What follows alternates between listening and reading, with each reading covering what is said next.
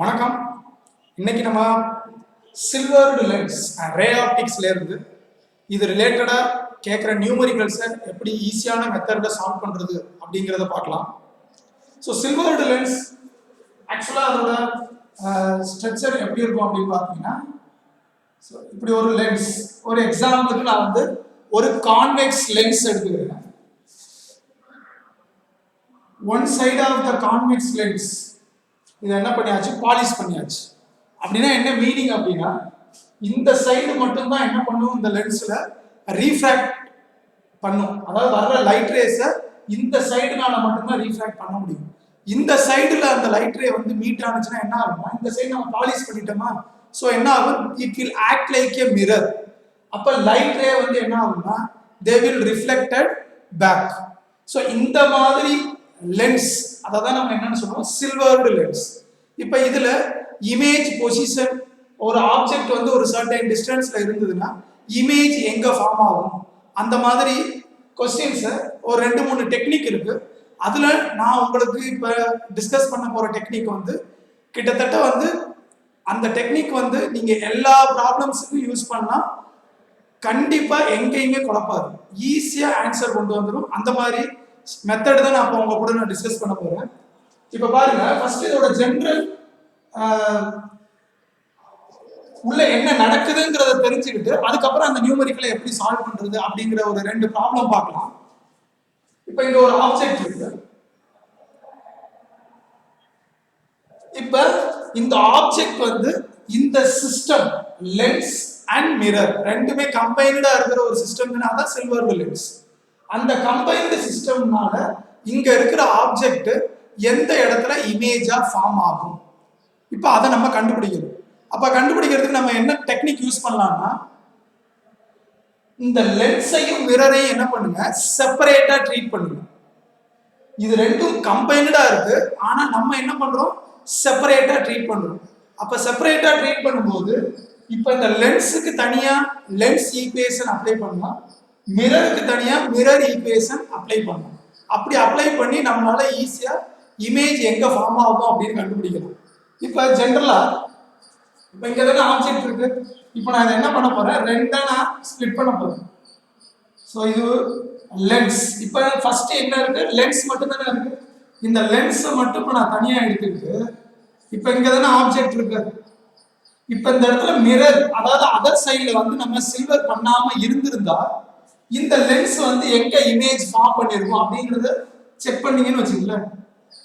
இப்ப இந்த மாதிரி இன்சிடென்ட் ரே லென்ஸ் மேல இப்படி பாஸ் ஆனிச்சு அப்படின்னா, so by refraction the ray will meet the principal axis here. இப்ப இந்த பாயிண்ட் நான் என்னன்னு வச்சுக்கிறேன், I1 அப்படின்னு வச்சுக்கிறேன். அதாவது I1 is the image of this lens. ஓகேவா? இப்ப இந்த லென்ஸை மட்டும் நம்ம தனியா எடுத்துக்கிட்டு அதுல இமேஜ் எப்படி ஃபார்ம் ஆனிச்சு அப்படின்னு நம்ம பார்த்தோம். இப்ப இது கூட கம்பைன்டா என்ன இருக்கு, மிரர் இருக்கா. அப்ப பிளஸ் இப்ப நான் இந்த இடத்த மட்டும் எடுத்துக்கிறேன், இது இந்த இடத்த மட்டும் எடுத்துக்கிறேன் அப்படின்னா இந்த மாதிரி வருமா, இது பிரின்சிபல் ஆக்சிஸ், இது என்னது மிரர். அதாவது இந்த இடத்துல இருக்கிற இந்த மிரரை மட்டும் நான் எடுத்துக்கிறேன். அப்ப இந்த சர்ஃபேஸ் வழியா இப்படி தானே போகுது, இங்க பாருங்க இந்த ரே இப்படி தானே வருது. அப்ப இங்க ஒரு ரே வருதா, இங்க ஒரு ரே, இந்த ரேவை தான் நான் இங்க வரைஞ்சிருக்கேன். ஓகேவா? இப்ப இந்த ரே நேரா போயிருந்ததுன்னா அது எங்க போயிருந்துருக்கணும், I1 அப்படிங்கிற இடத்துல தானே போய் ஃபாலோ ஆயிருந்துருக்கணும். அதாவது அந்த இடத்துல மிரர் இல்லாம லென்ஸ் மட்டும் இருந்திருந்ததுன்னா இந்த இடத்துல போய் ஃபார்ம் ஆயிருக்கும். கரெக்டா? இப்ப என்னன்னா, this I1 will act as an object for this concave mirror. அப்ப இது வந்து ஒரு வர்ச்சுவல் ஆப்ஜெக்ட் மாதிரி இந்த மிரர். அப்ப இந்த ரே வந்து ரிஃப்ளெக்ட் ஆகி எங்க வரும், இந்த மாதிரி வருமா, இந்த ரே இந்த மிரர்ல பட்டு ரிஃப்ளெக்ட் ஆகி இப்படி வந்து ஃபார்ம் ஆகும்.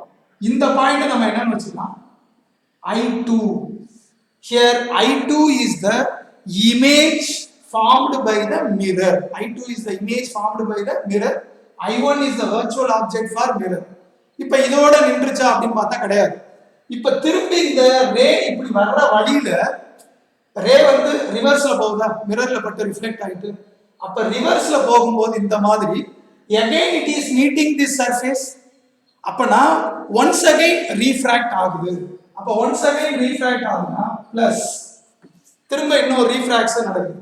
அப்ப அதுவும் எதுல தான் நடக்குது? லென்ஸ்ல தானே நடக்குது. இந்த மாதிரி இது லென்ஸ். இப்ப இங்க பாருங்க, ஆக்சுவலா வந்து இந்த ரே எங்க இருந்து வந்த மாதிரி அர்த்தம், இங்க இருந்து வந்த மாதிரி தான் அர்த்தம். இந்த சர்ஃபேஸ்ல பட்டு இப்படி தானே வந்திருக்கு. அப்படின்னா இங்க தானே மிரர் இருந்தது. ஆக்சுவலா அந்த இடத்துல மிரர் இருந்தது அப்படின்னா இந்த இடத்துல வர்ற ரே வந்து எப்படி வந்திருக்கும்? இந்த மாதிரி வரும். ஓகேவா? இந்த பாயிண்ட் என்னது? I2. இப்ப இந்த I2 அப்படிங்கிற இந்த image it will act as an object for lens. அப்ப இப்படி வர்ற ரே என்ன ஆகும்? இதுல பட்டு இப்படி ரீஃப்ராக்ட் ஆயிருமா? இந்த மாதிரி ரீஃப்ராக்ட் ஆயிருமா? அப்ப இந்த பாயிண்ட நம்ம என்னன்னு சொல்லலாம்? Final image. அப்ப இந்த பாயிண்ட் தான் என்னது? Final image. இதுதான் உள்ள அந்த சில்வர்டு லென்ஸுக்குள்ள நடக்கிற ரீஃப்ராக்ஷன், ரிஃப்ளெக்ஷன் எல்லாமே இந்த மாதிரி ஃபைனல் இமேஜ் ஃபார்ம் ஆகும். இப்போ இதில் நீங்க செக் பண்ணீங்கன்னா ஃபர்ஸ்ட் ஒரு ரிஃப்ளெக்ஷன் நடந்திருக்கு, இது ஒரு ரீஃப்ராக்ஷன் நடந்திருக்கா? One refraction, one reflection, then again one refraction நடந்திருக்கா? அப்ப ரெண்டு ரீஃப்ராக்ஷன், ஒரு ரிஃப்ளெக்ஷன் நடந்திருக்கு. கரெக்டா? இப்ப இது எல்லாமே பார்த்துக்கிட்டீங்கன்னா ஒரு combined system. Lens, mirror, lens. So lens, mirror combined system தானே. நம்ம combination of lenses or combination of lens and மிரருக்கு ஜென்ரலா நம்ம பவர் ஃபார்முலா நமக்கு தெரியும். என்ன பண்ணணும்னா எல்லாத்தோட power, whether it is a mirror or lens, அதை பத்திலாம் நமக்கு பிரச்சனை இல்லை. பவரை ஜென்ரலா நம்ம ஆட் பண்ணா வேலை முடிஞ்சு. So the equivalent power of the combination, equivalent power of the combination is equal to power of the lens plus power of the mirror. இங்க mirror இருக்கா? again power of the lens. இதுதான் general formula. இந்த formula மட்டும் உங்களுக்கு தெரிஞ்சுன்னா இந்த சம்மை நீங்க எப்படி வேணாலும் போடலாம். இதுல நிறைய பேருக்கு வர்ற டவுட் என்னன்னா, இது வரைக்கும் கரெக்டா போட்டுருவாங்க, இதுக்கப்புறம் ஃபோக்கல் லென்த்தா இதை கன்வெர்ட் பண்றப்ப தப்பு பண்ணிடுவாங்க. அந்த பிரச்சனை தான் வரக்கூடாது. ஜென்ரலா பவர் ஆஃப் த லென்ஸுக்கும் ஃபோக்கல் லென்த்துக்கும் என்ன ரிலேஷன் அப்படின்னா, power of the lens is equal to reciprocal of focal length. இந்த ஃபார்முலா யூஸ் பண்ணணும். Next power of the mirror அப்படின்னா -1/f. இந்த ஃபார்முலா யூஸ் பண்ணணும். பவர் ஆஃப் த மிரர் அப்படிங்கிறப்ப -1/f இதுதான் general formula. Power of the lens அப்படின்னா 1/f. இப்ப இந்த ஈக்குவலன்ட் P ஈக்குவலன்ட் என்ன எழுதலாம்?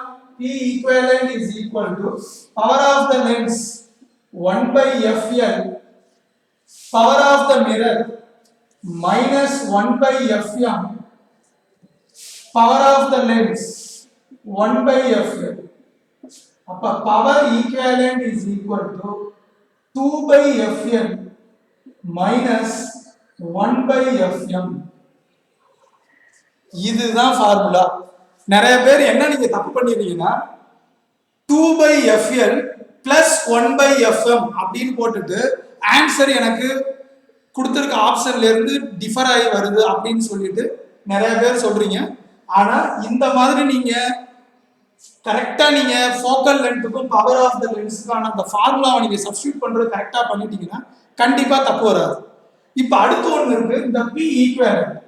P ஈக்குவலன்ட் நம்ம எப்படி என்னன்னு எடுத்துக்கிறது? இது லென்ஸோட பவரா இல்ல மிரரோட பவரா? அதுல ஒரு பிரச்சனை இருக்குல்ல.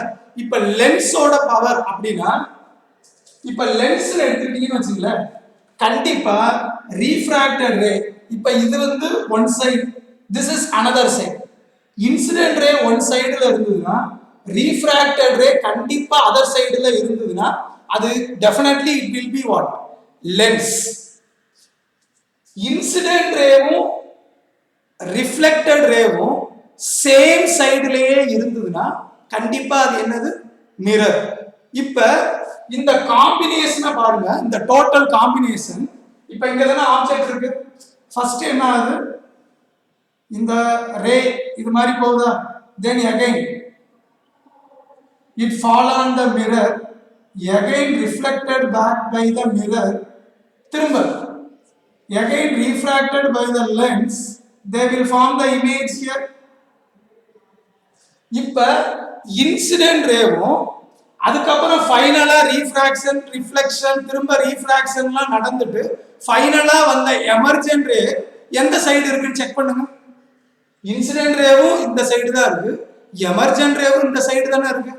அப்ப ரெண்டுமே சேம் சைடுல இருந்ததுன்னா definitely it should be treated like a mirror.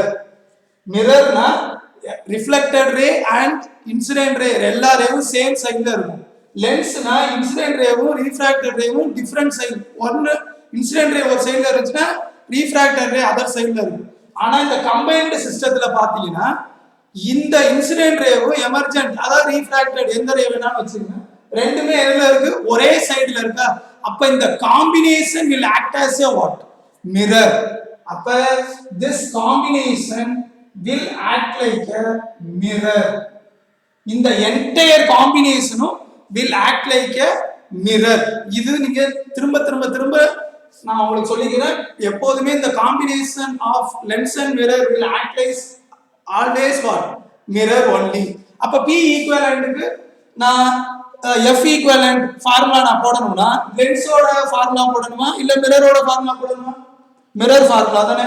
அப்படின்னா 1/F ஈக்குவலன்ட் மிரர்ங்கிறதுனால இங்க நம்ம என்ன எடுத்துக்கணும்? Minus 1/F equivalent is equal to 2/FL minus 1/FM. இதுதான் general formula. இது வந்து will act like what? Mirror. This F equivalent will act like mirror. நீங்க எதனால நீங்க பண்ற ப்ராப்ளம்ல தப்பாகுது அப்படின்னா இதை நீங்க எப்படி எழுதிறீங்கன்னா 1/F equivalent is equal to 2/FL plus 1/FM அப்படின்னு எழுதுறதுனால தான் உங்களுக்கு ஆன்சர் வந்து கரெக்டா வர்றது இல்லை. இது okay, P equivalent is equal to PL plus PM plus PL, இது okay. But in terms of focal length எழுதும்போது this is the actual relation. minus 1/F equivalent of mirror is equal to 2/FL minus 1/FM. இதுக்கப்புறம் FM FL எப்படி கண்டுபிடிக்கிறதுங்கிறதுக்கான general relation உங்களுக்கு தெரியும். 1/FL இதுக்கான formula என்னது? refractive index of lens with respect to the surrounding medium minus 1 into 1/R1 minus 1/R2. இந்த formula நீங்க use பண்ணிக்கலாம் to find out the focal length of the lens. How will you find out the focal length of the mirror? FM is equal to R/2 radius of curvature by 2. This is the focal length of the mirror. இப்போ இந்த ரெண்டு ஃபார்முலாவை இதுல use பண்ணிட்டு effective focal length கண்டுபிடிச்சிட்டு அப்புறம் இந்த effective focal length என்னவா இருக்கும்? It will act like a focal length of the mirror. அதுக்கப்புறம் இந்த ஆப்ஜெக்ட் டிஸ்டன்ஸை மிரர் ஃபார்முலால சப்ஸ்டிட்யூட் பண்ணீங்கன்னா you will get the answer for what is the image distance. இப்போ நம்ம ஒரு ப்ராப்ளம் போடலாம். ஒரு தடவை ஸ்கிரீன்ஷாட் எடுத்துக்கிறேன்னா எடுத்துக்கங்க.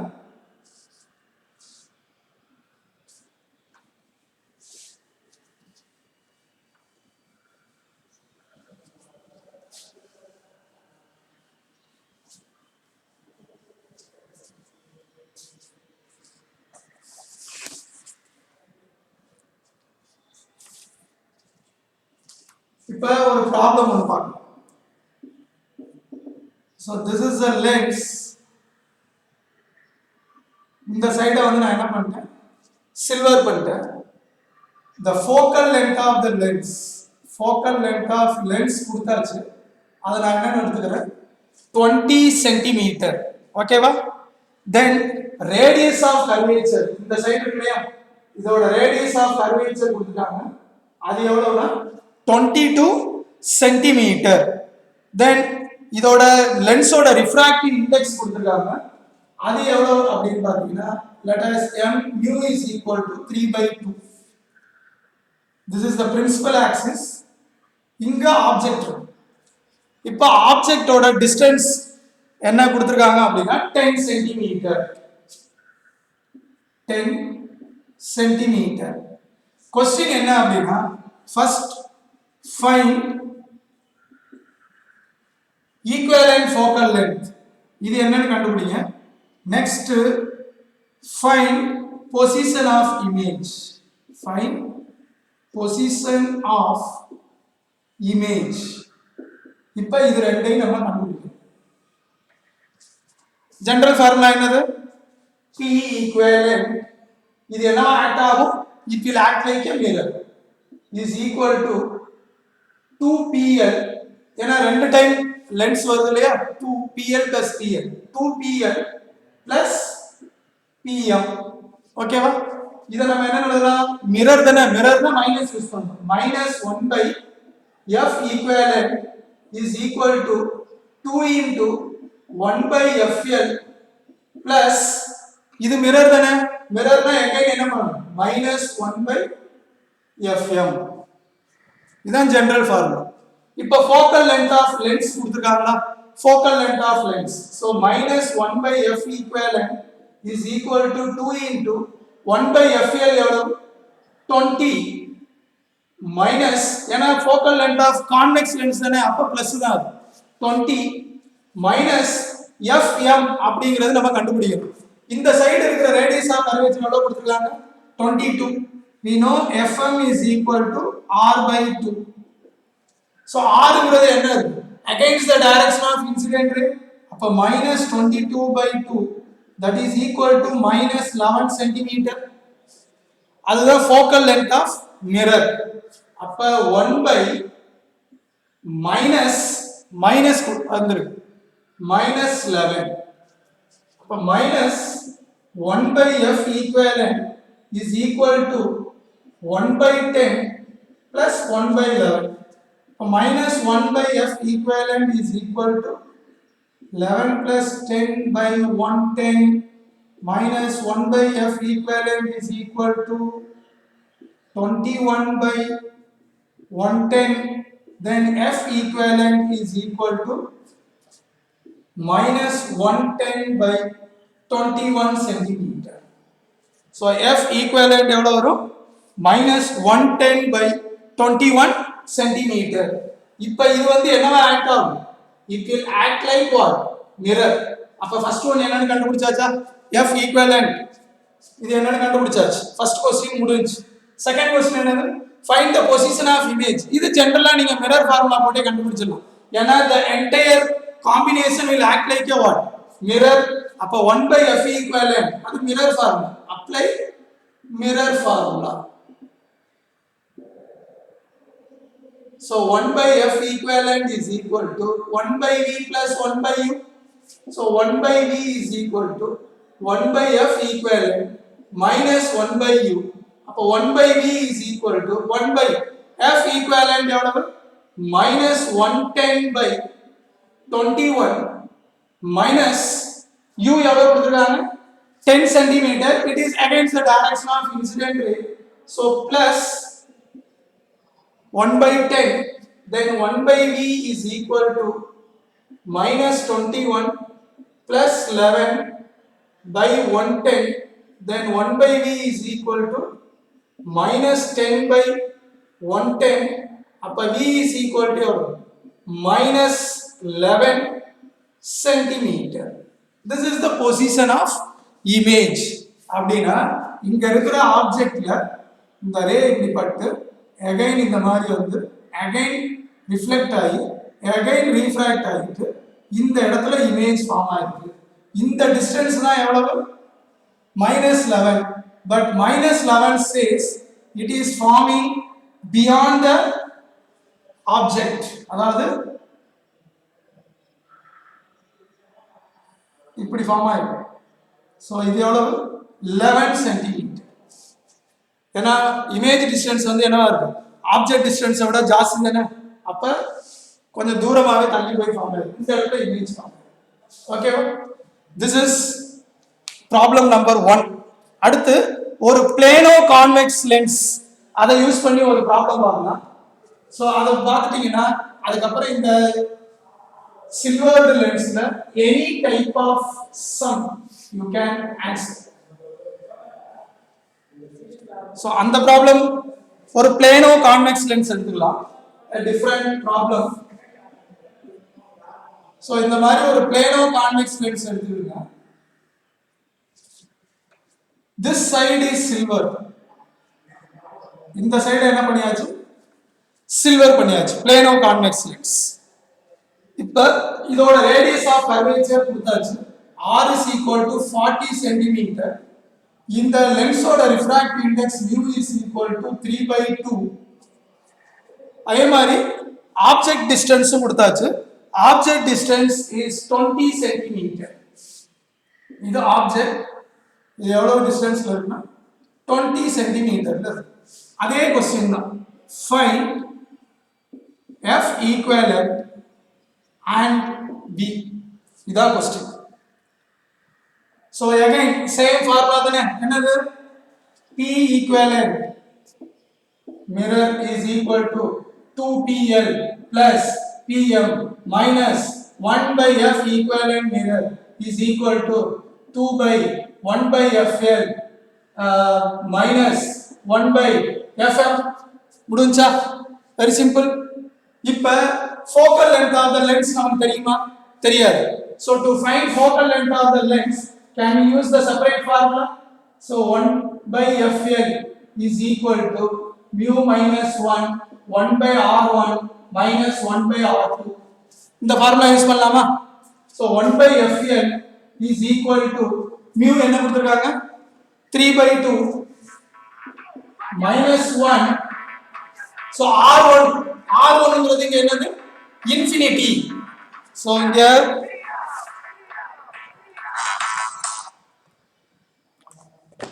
so r1 அப்படிங்கிறது இங்க என்னது, இது ஒரு பிளேன் தானே. so plane அப்படினாலே கண்டிப்பா ரேடியஸ் ஆஃப் கர்வேச்சர் என்னவா இருக்கும், infinity. so r1 here is infinity. then இந்த சைடு இருக்கிற ரேடியஸ் ஆஃப் கர்வேச்சர் இல்லையா, இது வந்து என்னது, against the direction of incident ray that measurement, அப்ப plus 1 by இது எவ்வளவு வரும், 40. அப்ப 1 by fl is equal to 1 by 2 into 1 by 40. then 1 by fl is equal to 1 by 80. so 1 by fl is equal to 1 by 80 அப்படினா fl is equal to எவ்வளவு, 80 cm. focal length of the lens என்னங்கிறது கண்டுபிடிச்சாச்சா? அடுத்து நமக்கு என்ன வேணும், focal length of mirror. focal length of mirror வேணும்னா இங்க தானே இருக்கு, ரேடியஸ் ஆஃப் கர்வேச்சர் கொடுத்திருக்காங்களா 40. அப்ப 1 by fm is equal to r by 2. so radius of curvature இந்த சைடு தானே, அப்ப minus 40 by 2 is equal to minus 20 centimeter. so fm is equal to minus 20 centimeter. இது focal length of mirror. இப்போ இத தூக்கி substitute பண்ணுங்க, 1 by f equivalent is equal to 2 into 1 by 80 minus 1 by minus 20. so minus 1 by f equivalent is equal to 1 by 40 plus 1 by 20. this is equal to minus 1 by f equivalent is equal to என்ன போட்டுக்கலாம், so 2 3 by 40. so minus 1 by f equivalent is equal to 3 by 40.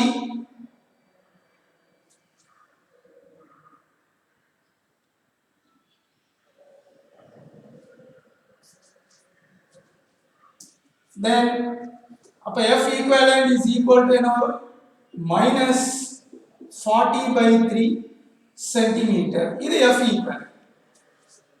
அடுத்து இப்ப இதோட combination கண்டிப்பா என்னவா தான் act ஆகும் சொல்லிருக்கேன், மிரர். அப்ப நீங்க என்ன ஃபார்முலா யூஸ் பண்ணிக்கலாம், மிரர் ஃபார்முலா யூஸ் பண்ணிக்கலாம்.